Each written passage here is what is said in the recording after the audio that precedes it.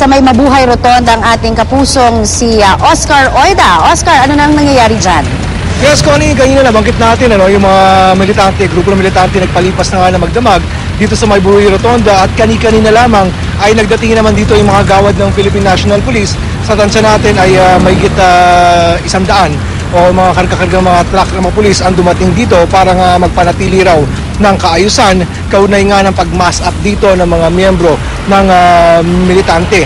Nabanggit natin kanina mula alas 7 pa ng gabi-kagabi ay narito na yung mga ilang miyembro ng BMP, Bukluran Mga Gawang Pilipino, KKML, yung Kongreso ng Pagkakaisa ng Maralitang Tagalungsod at ilang mga miyembro ng Sanlakas bilang preparasyon nga sa nakatagdang mga malawakang kilos protesta ngayong araw na magsisimula dito sa Mabuhay Rotonda. Inaasahan natin na Connie, bandang alas 7 ng umaga ay magsasagawa ng maliit na programa yung mga militante dito sa Mabuhay Rotonda bago sila tumulak papuntang Menjola.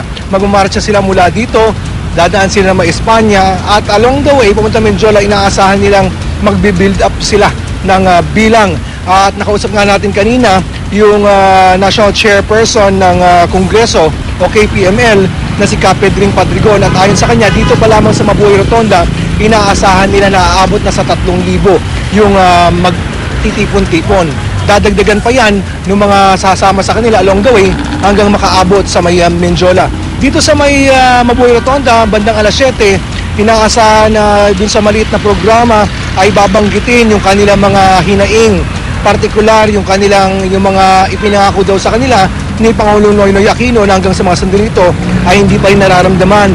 Babanggitin din daw na problema yung pagtutuloy doon sa report na tumaas raw yung ating GNP bagamat hindi raw nila nararamdaman at yung patuloy na pagtaas sa mga presyo ng bilihin pati na rin ng mga produktong petrolyo. Connie? Maraming salamat, Oscar Oida.